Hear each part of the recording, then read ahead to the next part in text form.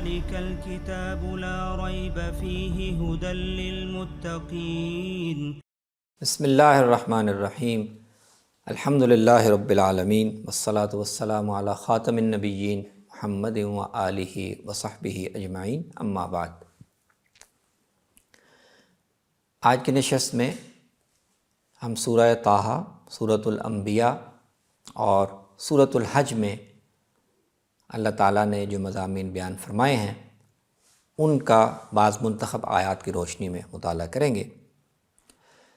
سورہ طٰہٰ میں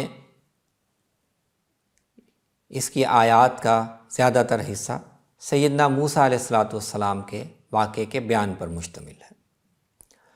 اور اس واقعے کے ذریعے سے اللہ تعالیٰ نے یہ واضح کیا ہے کہ کیسے اللہ تعالیٰ جب اپنے ایک پیغمبر کو ذمہ داری دیتے ہیں تو پھر اس کی تائید کے لیے، اس کی نصرت کے لیے کیسے اسباب فراہم کرتے ہیں، کیسے ان کو آیات اور بینات اور معجزات عطا کرتے ہیں، اور دشمن پر پھر کیسے ان کو فتح دیتے ہیں۔ تو اس واقعے کا ذکر آیت نمبر 9 سے شروع ہو جاتا ہے، وَهَلْ أَتَاكَ حَدِيثُ مُوسَىٰ، اور آیت 98 تک یہی سلسلہ بیان چل رہا ہے۔ اس کے جو تفصیلات ہیں وہ معلوم اور معروف ہیں، کیسے ان کو فرعون کی طرف مبعوث کیا گیا، پھر فرعون کے ساتھ گفتگو اور مکالمہ اور بحث مباحثہ ہوا، پھر فرعون اور جادوگروں کے ساتھ موسیٰ علیہ السلام کا ایک مقابلہ ہوا، پھر اس کے بعد بنی اسرائیل وہاں سے حضرت موسیٰ علیہ السلام کی قیادت میں مصر سے نکل گئے، پھر بنی اسرائیل نے راستے میں ایک سونے کا ایک بچڑا بنا کر اس کو پوجنا شروع کر دیا، اس پر ان کا مواخذہ کیا گیا۔ تو یہ سارے واقعات جو معروف ہیں اس صورت میں ذکر کیے گئے ہیں۔ اس صورت کی آیت نمبر 25 میں 25 سے 36 تک ایک خاص پہلو ذکر کیا ہے۔ سیدنا موسیٰ علیہ السلام کی زبان سے ایک درخواست پیش کی گئی ہے۔ فرمایا قال رب اشرح لی صدری ویسر لی امری واحلل عقدۃ من لسانی یفقہوا قولی واجعل لی وزیرا من اہلی۔ موسیٰ علیہ السلام کو جب نبوت عطا کی گئی اور ان کو ذمہ داری بتائی گئی کہ آپ نے فرعون کے پاس جانا ہے، اس کی سرکشی پر اس کو بھی متنبہ کرنا ہے، اور بنی اسرائیل کو اس سے آزادی دلوا کر وہاں سے نکال کر لے کر جانا ہے، تو موسیٰ علیہ السلام نے اللہ تعالیٰ کے سامنے یہ درخواست رکھی اور اپنی جو انسانی کچھ کمزوریاں ہیں، کچھ محدودیتیں ہیں، ان کا ذکر کیا، اور اللہ تعالیٰ سے تائید و نصرت کی اور مدد کی درخواست کی۔ فرمایا کہ یا اللہ میرے سینے کو کھول دے تاکہ اس کام کا جو بوجھ یا اس کی سنگینی جو مجھے محسوس ہوتی ہے اس پر مجھے شرح صدر حاصل ہو جائے، اس کام کو میرے لیے آسان کر دے، میں بات کرتے ہوئے رک جاتا ہوں، میری زبان کی گرہ کھول دے تاکہ لوگ میری بات سمجھ جائیں، اور میرے گھر میں سے، میرے اہل خانہ میں سے ایک میرا معاون اور مددگار بھی مقرر فرما، میرے بھائی ہارون کو بھی اس کام میں، اس ذمہ داری میں میرے ساتھ شریک کر دے۔ تو یہ تیری طرف سے مددگار وسائل مہیا ہو جائیں گے تو ہم تیری پاکی بھی بہت بیان کریں گے، تیرا ذکر بھی کریں گے، اور بے شک تو ہم پر نظر رکھے ہوئے۔ تو موسیٰ علیہ السلام نے اپنی ضرورتوں کے لحاظ سے یہ درخواستیں اللہ کے سامنے پیش کی، اور اللہ تعالیٰ نے فوراً ان کو قبول کر لیا۔ فرمایا قد اوتیت سؤلک یا موسیٰ، موسیٰ جو تم نے مانگا وہ سب تمہیں دیا جاتا ہے۔ اس صورت کے آخر میں یہ تمام تفصیلات بیان کرنے کے بعد، جس میں سیدنا موسیٰ علیہ السلام کی ثابت قدمی دکھائی دیتی ہے فرعون کے مقابلے میں بھی، اپنی قوم بنی اسرائیل کی سرکشیوں اور نادانیوں کے مقابلے میں بھی، تو صورت کے آخر میں آیت نمبر 130 سے آخر تک پیغمبر علیہ السلام کو تعلیم دی گئی ہے۔ فاصبر علی ما یقولون وسبح بحمد ربک قبل طلوع الشمس وقبل غروبها۔ اے پیغمبر، آپ کو جو ذمہ داری دی گئی ہے اس میں بھی بہت حوصلے کی، بہت صبر کی ضرورت ہے، اور اس کے لیے اللہ تعالیٰ کی مدد چاہنا، اس کے ساتھ تعلق کو استوار رکھنا، اس کی حمد و ثنا میں مصروف رہنا، یہی ایک مومن کا اور اللہ کے ایک بندے کا سہارا ہے۔ تو جو کچھ یہ منکر کہتے ہیں اس پر آپ صبر کریں، اس پر ثابت قدم رہیں، اپنے رب کی تسبیح بیان کریں، اور ان کو جو دنیا میں اللہ نے طرح طرح کے نعمتیں مال و اسباب دیا ہوا ہے، اس سے مرعوب نہ ہوں، اس سے یہ خیال نہ کریں کہ اس کی وجہ سے آپ کی دعوت آگے نہیں پھیلے گی۔ یہ ہم نے ان کو آزمانے کے لیے دیا ہے، ایک وقت تک کے لیے دیا ہے، اور پھر ہم ان سے اپنے وقت پر واپس لے لیں گے۔ آپ خود بھی نماز پر قائم رہیں اور اپنے گھر والوں کو، اپنے قریبی لوگوں کو بھی نماز کی تلقین کریں۔ تو آخری انجام والعاقبۃ للتقویٰ، آزمائش کے اور صبر آزمائش کے مرحلے سے گزرنے کے بعد اللہ کا فیصلہ یہی ہے، اللہ کی سنت یہی ہے کہ کامیابی اہل ایمان کو حاصل ہوتی ہے۔ تو یہ سورہ طٰہٰ کے جو مطالب ہیں ان کا خلاصہ میں نے آپ کے سامنے پیش کیا۔ سورۃ الانبیاء میں یہی توحید کی دعوت ہے، مختلف پہلوؤں سے اس کا ذکر ہے، اور بعض نمایاں انبیاء کرام علیہم السلام کے واقعات کے ذریعے سے دوبارہ اس قانون کی یاد دہانی کروائی گئی ہے، اس کا ذکر کیا گیا کہ اللہ تعالیٰ کیسے ان کی مدد کرتے ہیں، دشمنوں کے مقابلے میں ان کو تائید فراہم کرتے ہیں، اور ان کو ان سے کسی بھی پہنچنے والے نقصان سے محفوظ رکھتے ہیں۔ تو اس صورت کی آیت نمبر 16، 17، 18 میں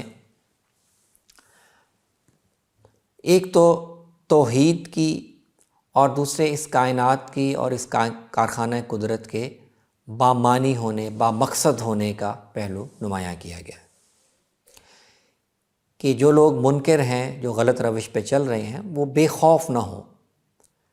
وہ نچنت نہ ہوں، وہ بے فکر نہ ہوں کہ ان کا مواخذہ نہیں ہوگا۔ اللہ تعالیٰ نے یہ آسمان اور زمین اور اس میں یہ حق اور باطل کا یہ جو پورا سلسلہ ہے، یہ ایک مقصد کے تحت اور ایک غایت کے تحت قائم کیا ہے۔ وَمَا خَلَقْنَا السَّمَاءَ وَالْأَرْضَ وَمَا بَيْنَهُمَا لَاعِبِينَ، آسمان اور زمین ہم نے کھیل کے طور پر نہیں بنائے۔ اگر کوئی کھیل ہی کھیلنا ہوتا، دل ہی بہلانا ہوتا، تو ہم اپنے پاس سے ایک اپنے دل بہلانے کا سامان کر لیتے۔ ہمیں یہ مخلوق پیدا کرنے، زمین و آسمان بنانے، ان کے اندر یہ حق اور باطل کا ایک سلسلہ جاری کرنے کی ضرورت نہیں تھی۔ ہم نے مقصد سے بنایا ہے، اور وہ مقصد یہی ہے کہ اس کائنات میں، اس سرزمین میں حق اور باطل کا آپس میں ٹکراؤ ہو، حق اور باطل کا تصادم ہو،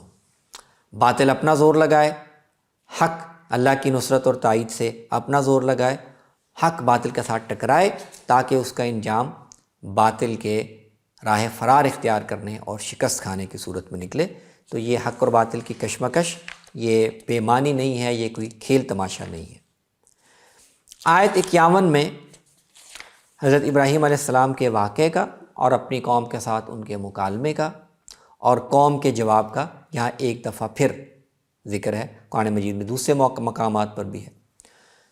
ما وَلَقَدْ آتَيْنَا إِبْرَاهِيمَ رُشْدَهُ مِن قَبْلُ وَكُنَّا بِهِ عَالِمِينَ،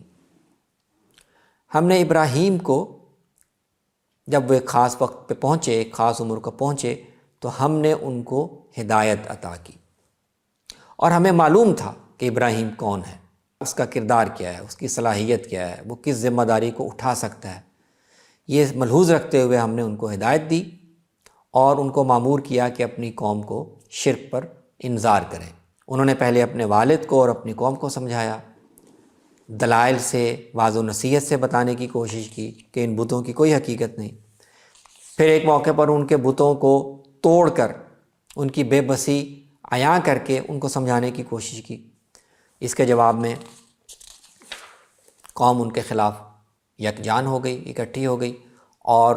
یہ کہا کہ اپنے خداؤں کو بچانے کے لیے، اپنے خداؤں کی مدد کے لیے ابراہیم کو آگ کی چتا میں ڈال دو۔ اللہ تعالیٰ نے اس سے ان کو بچایا، آگ کو کہا کہ کونی بردن و سلامن علی ابراہیم، ابراہیم پر بالکل سلامتی بن جاؤ، ٹھنڈک بن جاؤ، اور اس طرح ہم نے ان کا منصوبہ ناکام بنا دیا۔ اور پھر ابراہیم علیہ السلام کو اور ان کے ساتھ لوط علیہ السلام کو حکم دیا کہ اس سرزمین سے نکل جاؤ اور ایک دوسرے علاقے میں چلے جاؤ جہاں پر ہم تمہارے لیے برکت پیدا کریں گے، تمہارے لیے زیادہ مواقع پیدا کریں گے۔ حضرت ابراہیم علیہ السلام کے واقعے کے ضمن میں آگے حضرت لوط کے واقعے کا ذکر کیا ہے، پھر حضرت نوح اور داؤد علیہ السلام کا، حضرت زکریا کے واقعے کا ذکر کیا ہے، حضرت سلیمان کے واقعے کا ذکر کیا ہے، اور ان تمام واقعات کے ذکر کے بعد یہ فرمایا کہ یہ اللہ کے نیک بندے تھے، اللہ کے مقرب بندے تھے۔ انہم کانوا یسارعون فی الخیرات ویدعوننا رغبا ورہبا وکانوا لنا خاشعین۔ یہ اللہ کے نیک لوگ تھے جو بھلائیوں اور نیکیوں میں سبقت لینے کی کوشش کرتے تھے، کبھی امید سے کبھی خوف سے ہمیں پکارتے رہتے تھے اور ہمارے سامنے جھکنے والے تھے۔ تو یہ لوگ ہیں جن کا اللہ نے اس زمین میں انتخاب کیا اور ان کی اللہ نے مدد کی، اور سورت کے آخر میں ان سارے واقعات سے خدا کی تائید اور خدا کی نصرت کا جو پیغام ملتا ہے وہ اس کا ذکر کیا، تاکہ اہل ایمان رسول اللہ صلی اللہ علیہ وسلم کی پیروی کرنے والے ان کو حوصلہ ملے۔ تو آیت نمبر 105 میں فرمایا وَلَقَدْ كَتَبْنَا فِي الزَّبُورِ مِن بَعْدِ الذِّكْرِ أَنَّ الْأَرْضَ يَرِثُهَا عِبَادِيَ الصَّالِحُونَ إِنَّ فِي هَذَا لَبَلَاغًا لِقَوْمٍ عَابِدِينَ۔ ہم نے اور صحیفوں میں بھی اور خاص طور پہ زبور میں یہ لکھا کہ یہ دنیا کی زندگی میں آزمائش ابتلا کے جو عارضی مرحلے ہیں، یہ جب گزر جائیں گے، جو لوگ یہاں پر ثابت قدم رہیں گے، پابرجا رہیں گے، تو اس کے بعد اللہ تعالیٰ اس زمین کو بدل کر جب ایک نئی زمین آباد کریں گے تو وہاں پر منکروں کا، کافروں کا کوئی حصہ نہیں ہوگا۔ وہ ساری کی ساری زمین، وہ ساری کی ساری کائنات وہ اللہ کے نیک بندوں کے لیے ہوگی۔ ان الارض یرثھا عبادی الصالحون، اس کے وارث پھر میرے صرف نیک بندے ہوں گے۔ تو مایا کہ یہ میری طرف سے میرے عبادت گزار بندوں کو پیغام پہنچ جائے، ان کو یہ اطلاع پہنچ جائے کہ وہ اس آزمائش اور ابتلا سے گھبرائیں نہیں۔ سورۃ الحج میں اللہ تعالیٰ نے اسی مضمون کو جو اس سے پچھلی صورتوں میں گزشتہ انبیاء کے حوالے سے بیان ہوا تھا، اسی مضمون کا تسلسل اس صورت میں رسول اللہ صلی اللہ علیہ وسلم کے ماننے والوں اور آپ کے پیروکاروں کے ساتھ اس کو قائم کر دیا ہے۔ تو یہ سورۃ الحج ہے، اس میں حج کا ذکر ہے، اس میں سیدنا ابراہیم علیہ السلام کا ذکر ہے اور اس عبادت گاہ کا ذکر ہے جس کے حج کو انہوں نے دنیا میں متعارف کروایا اور اس کی دعوت لوگوں کو دی۔ اور اس صورت کا بھی بنیادی پیغام جو اس کے بالکل آخری حصے میں جا کر بالکل نمایاں ہو جاتا ہے وہ یہی ہے کہ اللہ تعالیٰ کی طرف سے رسول اللہ کی پیروی کرنے والے اور آپ کی اتباع اختیار کرنے والے گروہ کو اپنی سنت کے مطابق انہوں نے جتنی آزمائشیں جھیلیں، جس ابتلا میں مبتلا ہوئے، جو ثابت قدمی انہوں نے دکھائی، اب اس کا اگلا مرحلہ آنے والا ہے۔ اب اللہ تعالیٰ ان کی نصرت اور تائید کرے گا، اب ان کو قوت اور طاقت حاصل ہوگی اور وہ جہاد کے ذریعے سے اس سرزمین پر خدا کے دین کو سربلند کریں گے۔ تو آیت نمبر 25 میں اللہ تبارک و تعالیٰ نے پہلے تو یہ بیان کیا کہ اس وقت جو فریق، جو گروہ مسجد حرام پر قابض ہے، اس کا متولی بنا ہوا ہے، یہ کیوں خدا کی نظر میں مجرم ہے، یہ کیوں اس عبادت گاہ پر اور اس شہر پر اپنا حق جتانے کا اہل نہیں ہے۔ تو فرمایا ان الذین کفروا ویصدون عن سبیل اللہ والمسجد الحرام الذی جعلناہ للناس سواء العاکف فیہ والباد ومن یرد فیہ بإلحاد بظلم نذقہ من عذاب علیم۔ یہ لوگ کافر بھی ہیں، یہ اللہ کے راستے سے لوگوں کو روکتے بھی ہیں، یہ مسجد حرام میں آنے سے بھی لوگوں کو روکتے ہیں، مسلمانوں کو وہاں نہیں آنے دیتے، حالانکہ یہ مسجد اور یہ علاقہ اللہ نے تمام انسانوں کے لیے عام رکھا ہوا ہے، اور یہ لوگ یہاں پر الحاد اور شرک اور کفر بھی اختیار کرتے ہیں۔ تو اللہ تعالیٰ نے اپنی اس سرزمین میں، اس علاقے میں، اس عبادت گاہ کے ارد گرد الحاد اختیار کرنے والوں کو بہت دردناک عذاب چکھانے کا فیصلہ کر لیا ہے۔ تو اس کے بعد اگلی آیات میں یہ بیان کیا ہے کہ ابراہیم علیہ السلام نے یہ گھر کس لیے آباد کیا تھا، ان کا مقصد کیا تھا، انہوں نے یہاں پر حج کا طریقہ، حج کی عبادت کیوں جاری کی تھی؟ تو انہوں نے تو خدا کی توحید کے لیے جاری کی تھی، انہوں نے اس لیے اس کو مرکز بنایا تھا کہ لوگ کفر اور شرک سے بچ کر ایک خدا کی عبادت کے لیے اس گھر میں حاضر ہوں، یہاں پر قربانی کریں، یہاں پر حج کے مناسک ادا کریں۔ تو ابراہیم کے وارث علیہ السلام اور اس گھر کے اصل وارث وہ تو توحید کو ماننے والے ہیں، چنانچہ اجازت دی ہے آیت نمبر 39 میں اور 40 میں کہ اللہ کی نظر میں تو اس گھر کے، اس شہر کے اصل وارث رسول اللہ کو ماننے والے ہیں، اور ان کو ان ظالموں نے ظلم کر کے جبر کر کے اس شہر سے نکال دیا ہوا ہے۔ تو اصل وارث شہر سے اور گھر سے باہر ہیں اور غاصب یہاں پر قبضہ کیے ہوئے ہیں۔ تو اللہ تعالیٰ نے اب اہل ایمان کو یہ حق دے دیا ہے، اب یہ اختیار دے دیا ہے کہ اب وہ جواب میں اپنے دفاع کے لیے، اپنا حق حاصل کرنے کے لیے ان کے ساتھ قتال کرتے۔ اذن للذین یقاتلون بانہم ظلموا وان اللہ علی نصرہم لقدیر، جن کے ساتھ جنگ کی جاتی ہے، جن کو دین میں ستایا جاتا ہے، اب ان کو اللہ کی طرف سے اجازت دے دی گئی ہے کہ وہ بھی جواب میں قتال کریں، اور وہ اکیلے نہیں ہیں، اللہ ان کی پوری مدد کرے گا۔ ان کو ان کے گھروں سے بغیر حق کے نکال دیا گیا۔ ان کا جرم صرف یہ تھا کہ وہ کہتے تھے کہ ہمارا رب صرف اللہ ہے، ہم تمہارے بتوں کی پوجا نہیں کرتے۔ تو فرمایا کہ یہ قتال اور جنگ اور جہاد یہ دنیا میں حق کا وجود قائم رکھنے کے لیے یہ ضروری ہے۔ اگر اللہ تعالیٰ یہ طریقہ جاری نہ کرتا، لوگوں کو یہ حق نہ دیتا کہ وہ قتال کریں، جہاد کریں، تو اللہ کی عبادت کے لیے جتنی بھی عبادت گاہیں زمین میں بنائی گئیں، چاہے وہ یہودیوں کے گرجے ہوں، چاہے وہ مسیحیوں کی خانقاہیں ہوں، چاہے وہ ان کی عبادت گاہیں ہوں، چاہے وہ مسجدیں ہوں، تو کہیں پر بھی کفر اور شرک کرنے والے اللہ کے بندوں کو عبادت کرنے نہ دیتے۔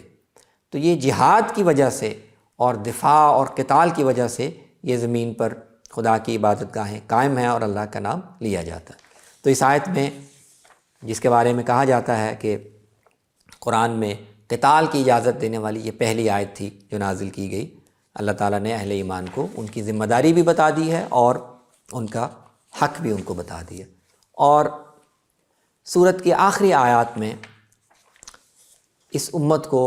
رسول اللہ صلی اللہ علیہ وسلم کے ماننے والوں کو جو ایک ذمہ داری دی گئی ہے اور جس کا تعلق اور جس کی نسبت ان کے ابو الآبا سیدنا ابراہیم علیہ السلام کے ساتھ ہے، اس کا بہت ہی جامع انداز میں ذکر فرمایا وجاہدوا فی اللہ حق جہاد، اے رسول اللہ پر ایمان لانے والو، اللہ کے راستے میں جہاد کرنے کے لیے تیار ہو جاؤ جیسا کہ جہاد کرنے کا حق ہے۔ هو اجتباکم، اس نے اس کام کے لیے تمہیں چن لیا ہے۔ وما جعل علیکم فی الدین من حرج، اور اس کو تنگی نہ سمجھو، اس کو بوجھ نہ سمجھو، دین کے معاملے میں اللہ نے تم پر کوئی تنگی نہیں ڈالی۔ ملت ابیکم ابراہیم، تمہیں تمہارے باپ، تمہارے ابو الآبا ابراہیم علیہ السلام کی ملت پر چلنے کے لیے منتخب کیا۔ ہوا سماکم المسلمین من قبل وفی ھذا، اللہ نے ہی اس سے پہلے تمہارا یعنی حضرت ابراہیم کے ماننے والوں کا نام مسلمان رکھا تھا، اور اب بھی اس نے تمہیں یہ نام دیا ہے۔ اور یہ ذمہ داری اللہ نے تمہیں اس لیے دی ہے لیکون الرسول شہیدا علیکم، کہ رسول تم پر